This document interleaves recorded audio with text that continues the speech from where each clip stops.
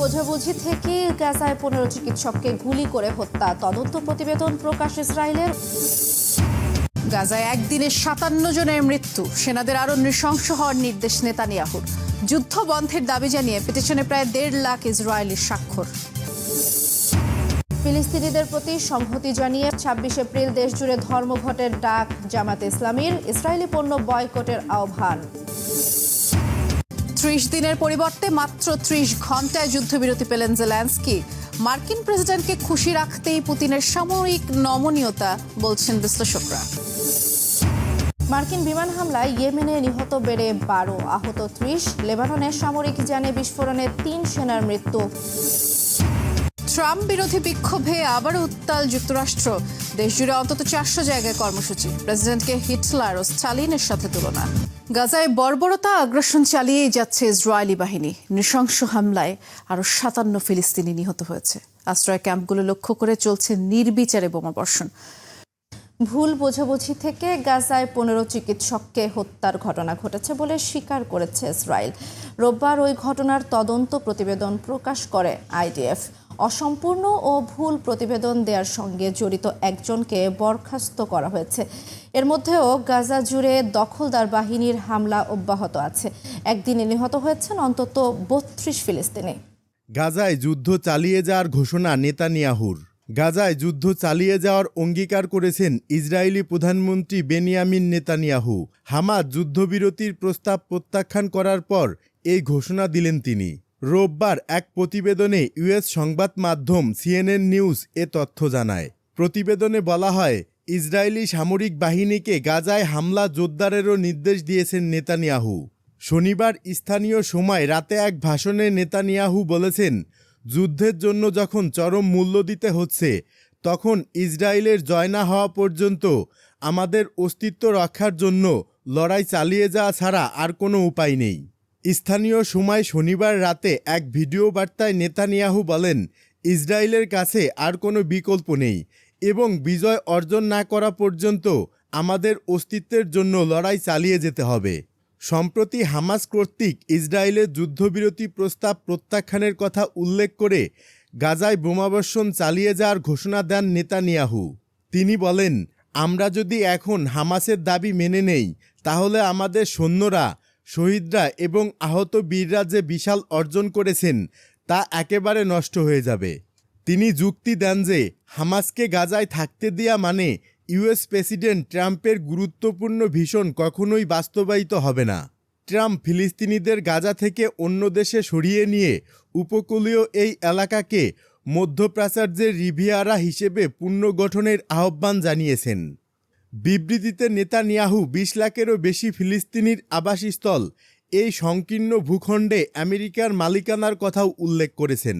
তবে ইসরায়েলি প্রধানমন্ত্রীর এমন বক্তব্যের সমালোচনা করেছে হোস্টেস ফ্যামিলিজ ফোরাম হেডকোয়ার্টার্স।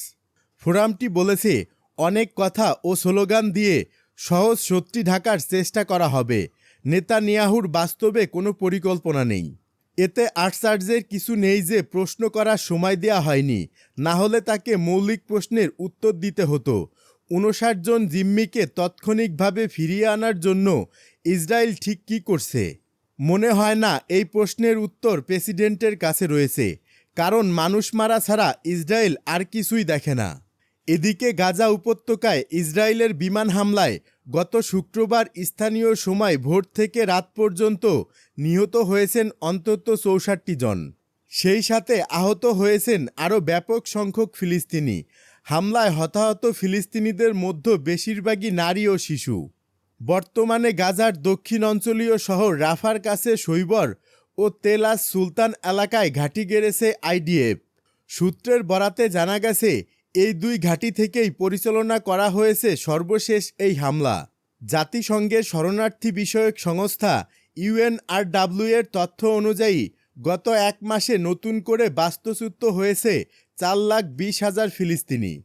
গাজার স্বাস্থ্য মন্ত্রণালয় জানিয়েছে, 1.5 বছরের বেশি সময় ধরে চলমান ইসরায়েলি আগ্রাসনে গাজায় 51,000-এর বেশি মানুষের মৃত্যু হয়েছে।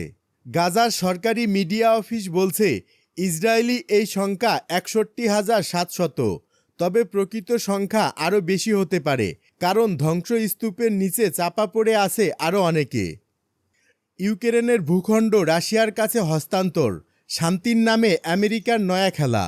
ইউক্রেন বিষয়ে মার্কিন প্রধান আলোচকের চূড়ান্ত পরিকল্পনার মধ্যে রয়েছে রাশিয়ার কাছে বিশাল অঞ্চল হস্তান্তর করা এবং কিয়েভকে নিরাপত্তার নিশ্চয়তা না দেয়া। কিন্তু এমন একটি পরিকল্পনা ইউক্রেনের পক্ষে হজম করা খুবই কঠিন। প্যারিস শীর্ষ সম্মেলনে মার্কিন এবং ইউরোপীয় কর্মকর্তারা একত্রিত হয়ে এমন একটি তথাকথিত শান্তি পরিকল্পনা উপস্থাপন করেছেন, যা দৃশ্যত যুদ্ধ বন্ধ করার লক্ষ্যে প্রণয় করা হলেও বাস্তবে এটি ইউক্রেনকে বিভক্ত করার জন্য একটি নতুন মডেল। এই পরিকল্পনার অধীনে বর্তমানে রাশিয়ার নিয়ন্ত্রণাধীন সমস্ত এলাকাকে রাশিয়ার অংশ হিসেবে স্বীকৃতি দেওয়া হবে এবং সেগুলোকে মস্কোর কাছে হস্তান্তর করা হবে। এর পাশাপাশি রাশিয়ার বিরুদ্ধে পশ্চিমা নিষেধাজ্ঞাগুলো শিথিল করা হবে। আর সবচেয়ে গুরুত্বপূর্ণ বিষয় হলো ইউক্রেনকে ন্যাটো সদস্য করার প্রক্রিয়া বাতিল করা হবে। বার্তা সংস্থা ইরনার বরাত দিয়ে প্যারিস টুডে বলেছে, ওয়াশিংটন পোস্টে লিখেছে, মার্কিন পরিকল্পনা মেনে নেওয়াটা ইউক্রেনের প্রেসিডেন্ট জেলেনস্কির পক্ষে মেনে নেওয়া অন্তত কঠিন হবে, কারণ এতে সম্ভবত মার্কিন যুক্তরাষ্ট্রের পক্ষ থেকে সাহায্য এবং নিরাপত্তার নিশ্চয়তা অন্তর্ভুক্ত থাকবে না। এ কারণে ভবিষ্যতে ইউক্রেনকে কেবল ইউরোপীয় ইউনিয়নের সাহায্যের জন্য অপেক্ষা করতে হবে। এই পরিকল্পনার অধীনে বর্তমানে রাশিয়ার নিয়ন্ত্রণাধীন সমস্ত এলাকাকে রাশিয়ার অংশ হিসেবে স্বীকৃতি দেওয়া হবে এবং সেগুলোকে মস্কোর কাছে হস্তান্তর করা হবে। এর পাশাপাশি রাশিয়ার বিরুদ্ধে পশ্চিমা নিষেধাজ্ঞাগুলো শিথিল করা হবে। আর সবচেয়ে গুরুত্বপূর্ণ বিষয় হলো ইউক্রেনকে ন্যাটোর সদস্য করার প্রক্রিয়া বাতিল করা হবে। এই পরিকল্পনাটি নিয়ে এখনও ইউক্রেনের সরকারের কাছে আলোচনাই করা হয়নি। এর মানে হলো ইউক্রেনের ভাগ্য ইউক্রেনের সম্মতি ছাড়াই নির্ধারিত হতে চলেছে। তবে রাশিয়া ও ইউক্রেনের মধ্যে শান্তি চুক্তিতে পৌঁছানোর স্পষ্ট ইঙ্গিত দেখা না গেলে যুক্তরাষ্ট্র কয়েকদিনের মধ্যেই দুই দেশের মধ্যে যুদ্ধবিরতি মধ্যস্থতা থেকে সরে দাঁড়াবে। শুক্রবার ফ্রান্সের প্যারিসে যুক্তরাষ্ট্রের পররাষ্ট্রমন্ত্রী মার্কো রুবিও এ ঘোষণা দিয়েছেন। এর আগে সেখানে ইউরোপীয় ও ইউক্রেনীয় কর্মকর্তাদের সঙ্গে বৈঠক করেন তিনি। ইয়েমেনে মার্কিন বাহিনীর ফের মুহুর্মুহুর হামলা, নিহত 12। ইয়েমেনের রাজধানী সানায় ফের ব্যাপক বিমান হামলা চালিয়েছে মার্কিন বাহিনী। সোমবার সকালে ইরান সমর্থিত বিদ্রোহী গোষ্ঠী হুতির স্বাস্থ্য মন্ত্রণালয় জানিয়েছে, হামলায় অন্তত 12 জন নিহত হয়েছে। আহত হয়েছে আরও 30 জন। খবর আরব নিউজ ও আল জাজিরা।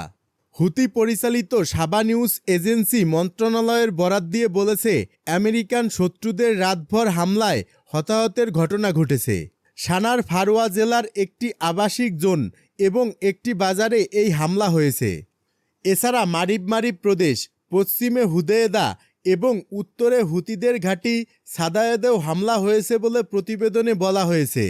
মার্কিন প্রেসিডেন্ট হিসেবে ক্ষমতায় বসার পর ইয়েমেনে হুতিদের বিরুদ্ধে অভিযানের ঘোষণা দেন ডোনাল্ড ট্রাম্প। এরপর থেকে গত মাস থেকে ইয়েমেনে একের পর এক হামলা চালিয়ে যাচ্ছে মার্কিন বাহিনী।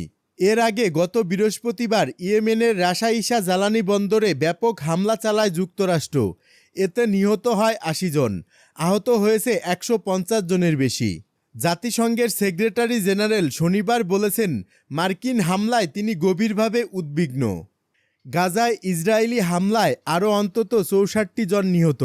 শুক্রবার ভোর থেকে গাজায় ইসরায়েলি হামলায় অন্তত 64 জন নিহত হয়েছেন এবং হতাহতের সংখ্যা ক্রমেই বাড়ছে। জাতিসংঘের বিশ্ব খাদ্য কর্মসূচি জরুরি সতর্কতা দিয়ে বলেছে, গাজায় এখনই খাবার প্রয়োজন, কারণ লক্ষাধিক মানুষ অনাহারের ঝুঁকিতে রয়েছে। গাজার সংবাদদাতা জানিয়েছে, মানুষজন মানসিকভাবে ভেঙে পড়েছে।